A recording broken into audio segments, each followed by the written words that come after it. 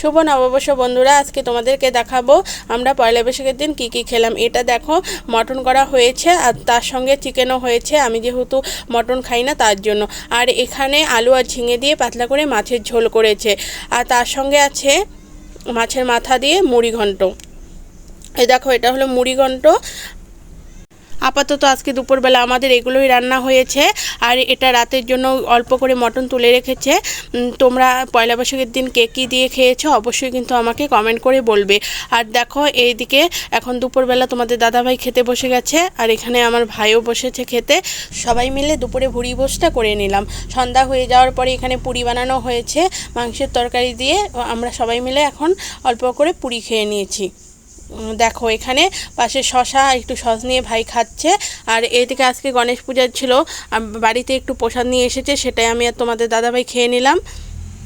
পয়লা বৈশাখের দিনটা তোমরা কে কেমন করে কাটিয়েছো অবশ্যই কিন্তু বলতে আমাকে ভুলো না। তো রাতের বেলা আর ভাত খাইনি, এখানে আমি মাছের মাথা দিয়ে যে মুড়িঘণ্টটা হয়েছিল সেটা দিয়ে আর মাংসের তরকারি দিয়ে একটু পুরি খেয়ে নিয়েছি। টাটা।